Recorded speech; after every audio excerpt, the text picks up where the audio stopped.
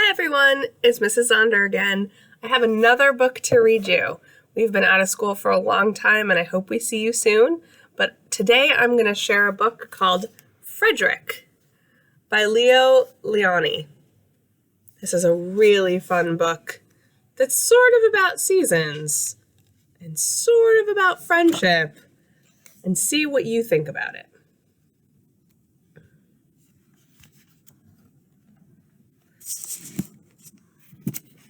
Frederick. All along the meadow where the cows grazed and the horses ran, there was an old stone wall. In that wall, not far from the barn and the granary, a chatty family of field mice had their home.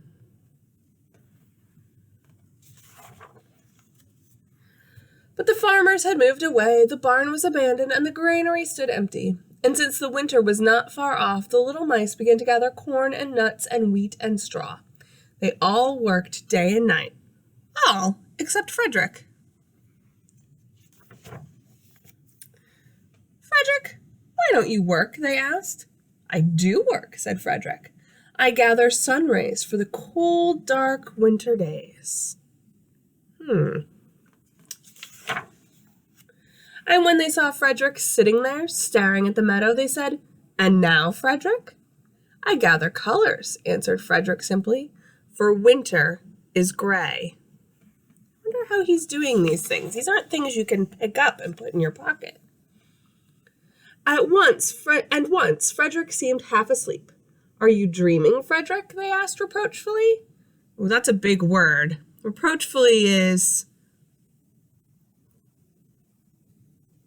being upset. They were upset with him. But Frederick said, Oh no, I am gathering words, for the winter days are long and many and will run out of things to say.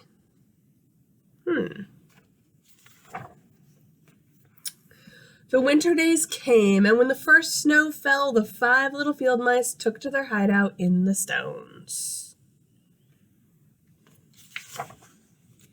In the beginning, there was lots to eat, and the mice told stories of foolish foxes and silly cats. They were a happy family. But little by little, they had nibbled up most of the nuts and berries. The straw was gone, the corn only a memory. It was cold in the wall, and no one felt like chatting.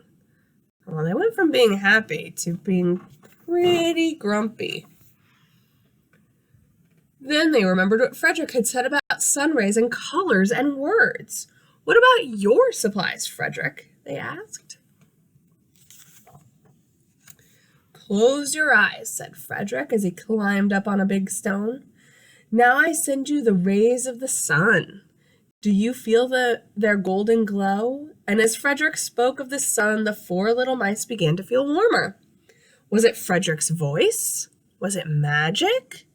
What do you think? And how about the colors, Frederick? They asked anxiously. Close your eyes again, Frederick said.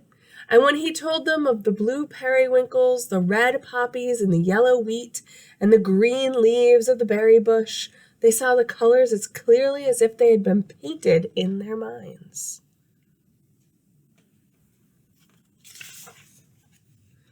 And the words, Frederick. Frederick cleared his throat, waited a moment, and then said, as if from a stage, Who scatters snowflakes? Who melts the ice? Who spoils the weather? Who makes it nice? Who grows the 4-leaf clovers in June? Who dims the daylight? Who lights the moon? 4 little field mice who live in the sky, 4 little field mice like you and I. One is the spring mouse who turns on the showers. Then comes the summer who paints in the flowers. The fall mouse is next with walnuts and wheat, and winter is last with little cold feet. Aren't we lucky the seasons are 4?